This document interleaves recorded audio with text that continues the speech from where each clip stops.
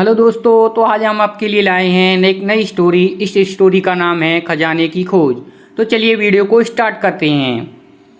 Start करने से पहले हम बता दें, अगर हमारे चैनल पर नए हैं तो चैनल को सब्सक्राइब करके बेल आइकन को भी प्रेस कर दीजिए। तो चलिए वीडियो को स्टार्ट करते हैं। एक गांव में एक रामलाल नाम का एक किसान अपनी पत्नी और 4 लड़कों के साथ रहता था। रामलाल खेतों में मेहनत करके अपने परिवार का पेट पालता था, लेकिन उसके चारों लड़कों आलसी थे, जो गांव में वैसे ही इधर उधर घूमा करते थे। एक दिन रामलाल ने अपनी पत्नी से कहा, अभी तो मैं खेतों में काम कर रहा हूँ, लेकिन मेरे बाद इन लड़कों का क्या होगा? उन्होंने तो कभी मेहनत ही नहीं की और ना ही इन्होंने खेत में काम किया है। रामलाल की पत्नी ने कहा कि धीरे धीरे ये भी काम करने लगेंगे। समय बीतता गया और रामलाल के लड़कों को कोई काम नहीं करते थे। एक बार रामलाल बहुत बीमार पड़ गया। वह काफ़ी दिनों तक बीमार ही। उसने अपनी पत्नी को कहा कि वह अपने 4 लड़कों को बुला कर लाए।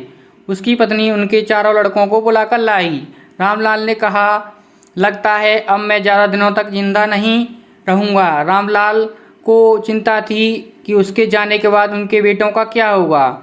इसलिए उसने कहा, बेटो, मैंने अपने जीवन में जो भी कुछ कमाया है वह खजाना अपने खेती के नीचे दबा रखा है। मेरे बाद तुम उसमें से खजाना निकाल कर आपस में बांट लेना। यह बात सुनकर 4 लड़के खुश हो गए। कुछ समय बाद रामलाल की मृत्यु हो गई। रामलाल की मृत्यु होने के बाद कुछ ही दिनों बाद उसके लड़के खेत में दबा खजाना निकालने गए। उन्होंने सुबह से लेकर शाम तक सारा खेत खोद दिया, लेकिन कोई भी खजाना नजर नहीं आया। लड़के घर आकर अपनी माँ से बोले, माँ, पिताजी हमसे झूठ बोला था, उस खेत में हमें कोई खजाना नहीं मिला। उसकी माँ ने बताया, तुम्हारे पिताजी ने जीवन में यही घर और खेत ही कमाया है, लेकिन अब तुमने खेत खोद ही दिया तो उसमें बीज बो दो। के बाद लड़कों ने बीज बोए और माँ के कहे अनुसार उसमें पानी देते गए।